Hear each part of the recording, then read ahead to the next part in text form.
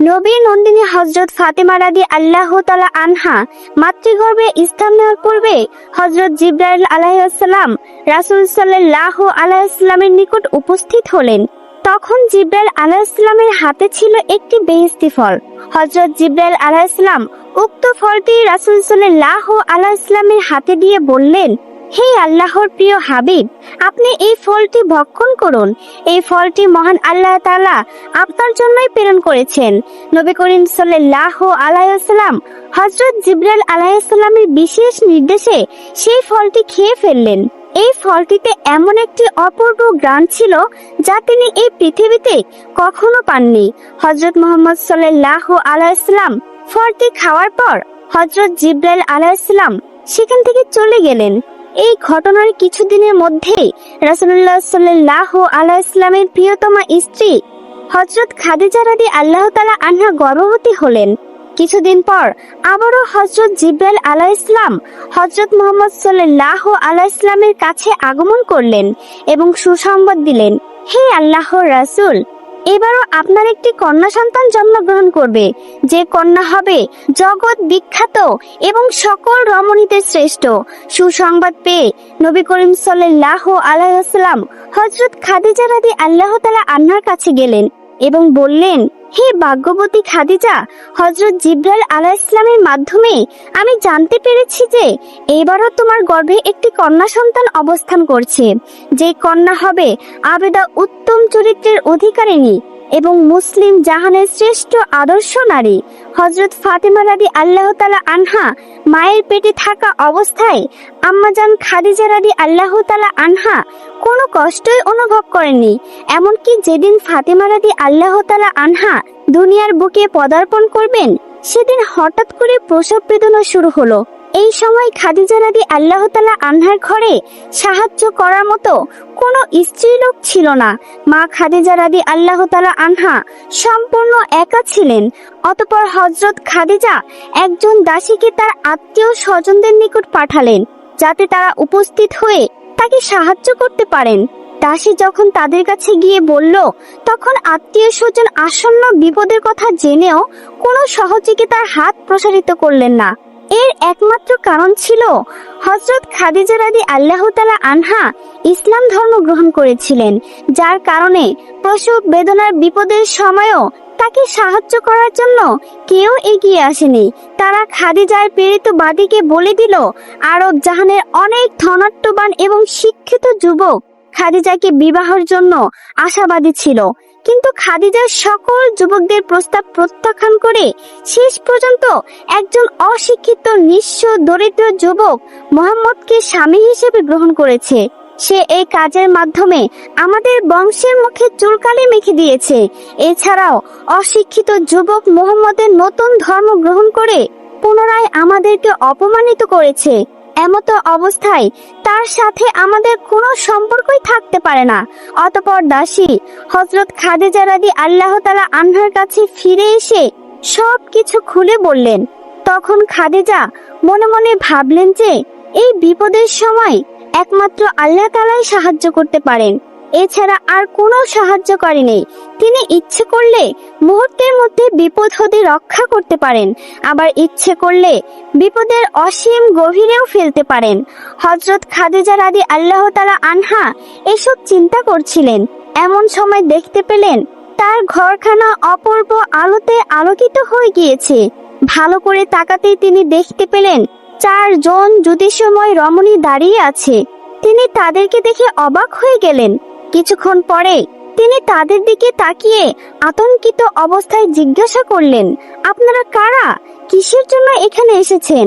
তখন তাদের মধ্যে একজন অভয় দিয়ে বললেন, মা, আপনার কোনো ভয় নেই। আপনি যে আল্লাহ তাআলাকে স্মরণ করেছিলেন, আমরা তারই নির্দেশে আপনাকে সাহায্য করতে এসেছি। আমার নাম হলো হাওয়া আলাইহিস সালাম। এরপর দ্বিতীয় রমণী পরিচয় দিয়ে বললেন, আমিও আপনার খেদমতের জন্য এসেছি।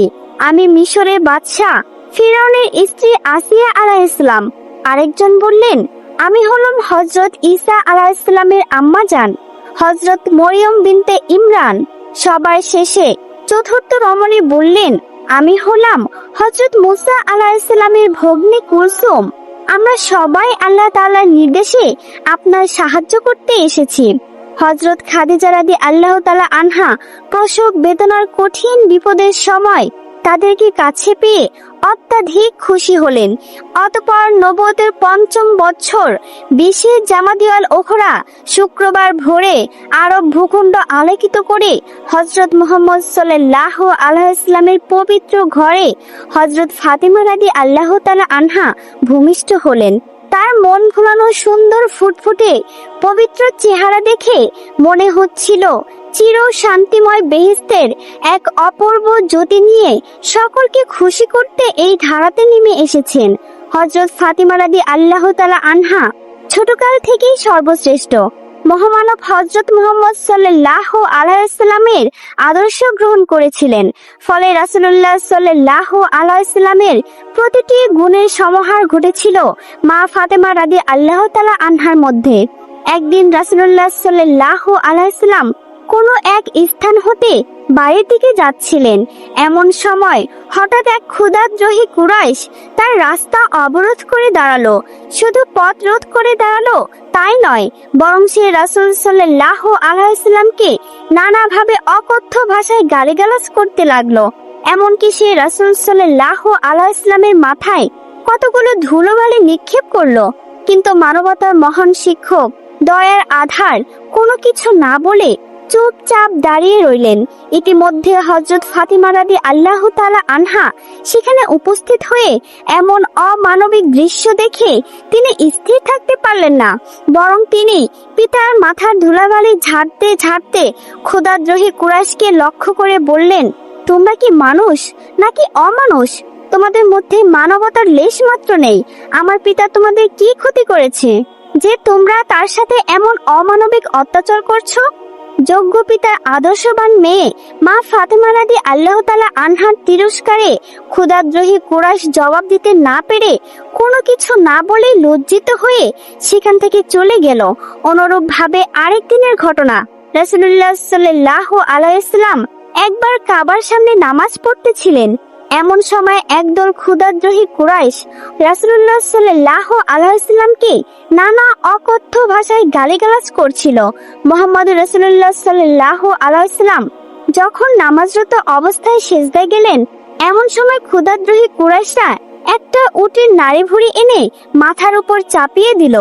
মুহূর্তের মধ্যেই তার পরনের জামা কাপড় নষ্ট হয়ে গেল।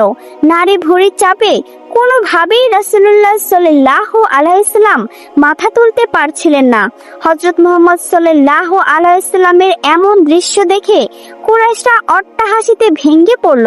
হযরত ফাতিমা রাদিয়াল্লাহু তাআলা আনহার খবর পেয়ে সেখানে উপস্থিত হলেন এবং পিতার এরূপ অবস্থা দেখে তিনি নিজেকে স্থির রাখতে পারলেন না।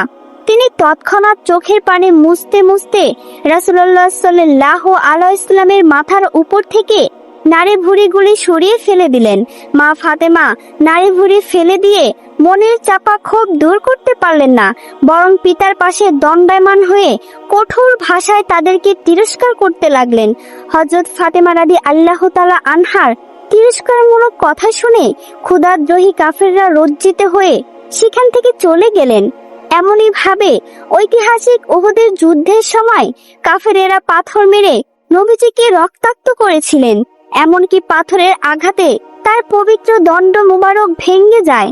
রাসূল সাল্লাল্লাহু আলাইহি ওয়াসাল্লামের আহত হওয়ার সংবাদ পেয়ে মা ফাতেমা রাদিয়াল্লাহু তাআলা আনহা অস্থির হয়ে পড়লেন।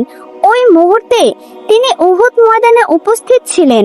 হযরত ফাতেমা রাদিয়াল্লাহু তাআলা আনহা উহুদ ময়দানে উপস্থিত হয়ে দেখতে পেলেন তার আব্বাজানের পবিত্র দণ্ড মুবারক এবং কপাল মুবারক হতে অঝরে রক্ত পড়ছে। অজ্ঞান হয়ে তিনি মাটিতে পড়ে আছেন। এমন হৃদয়গ্রাহী দৃশ্য দেখে হযরত ফাতেমা রাদিয়াল্লাহু তাআলা আনহা রাসূল সাল্লাল্লাহু আলাইহি ওয়াসাল্লামের পবিত্র মাথা মুবারক নিজের কোলের উপর তুলে নিলেন। তার দু চোখ থেকে ঝরঝর করে পানি পড়ে বক্ষস্থল প্লাবিত হয়ে গেল। ইসলামের বীর সৈনিক হযরত আলী রাদিয়াল্লাহু তাআলা আনহু ঢালে করে পানি নিয়ে আসলেন। সেই পানি ধারায় ফাতেমা রাদিয়াল্লাহু তাআলা আনহা তার আব্বাজানের ক্ষতস্থান ধৌত করেন, ক্ষত জায়গার মধ্যে প্রলেপ লাগিয়ে দিলেন। এমনই ভাবে আরো বহু ঘটনা রয়েছে যে ফাতেমা রাদিয়াল্লাহু তাআলা আনহা তার জীবনে পিতামাতার বিপদ আপদ দেখলে নিজেকে সুস্থ রাখতে পারতেন না, যার কারণে নবী করিম সাল্লাল্লাহু আলাইহি ওয়াসাল্লাম তার এই কলিজার টুকরা মেয়েকে প্রচন্ড মহব্বত করতেন। এমনকি রাসূলুল্লাহ সাল্লাল্লাহু আলাইহি ওয়াসাল্লাম তার সাহাবীদেরকে উদ্দেশ্য করে বলতেন, আমার কলিজার টুকরা নয়নের মণি হযরত ফাতেমাকে যে কষ্ট দিবে সে যেন আমাকেই কষ্ট দিল, তাকে যে ব্যক্তি রাগান্বিত করলো মনে রাখবে সে যেন আমাকেই রাগান্বিত করে কষ্ট দিল। হযরত ফাতেমা রাদিয়াল্লাহু তাআলা আনহার বোনের বিবাহ হয়ে যাওয়ার পর পিতা মাতার সংসারে একমাত্র ফাতেমাই ছিলেন স্নেহ মমতার অধিকারিণী। পিতা মাতা উভয়ের স্নেহ মমতা পেয়ে হযরত ফাতেমা রাদিয়াল্লাহু তাআলা আনহা আনন্দে জীবন কাটাতে লাগলেন।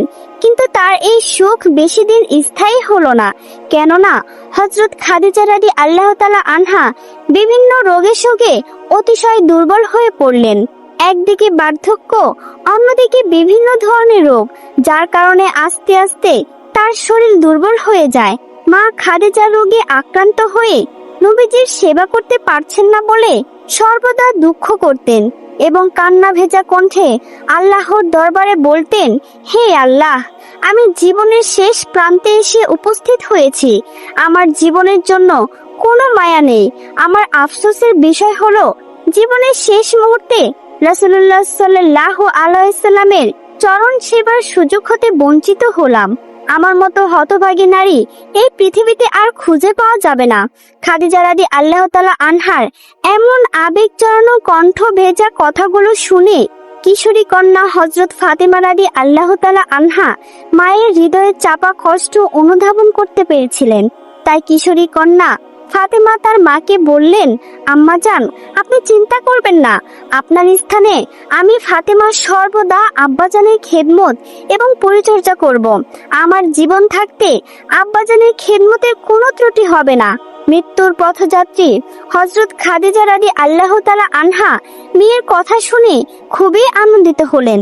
হাসি মুখে মেয়েকে বললেন, হে ফাতেমা, তুমি আমার প্রাণের মা।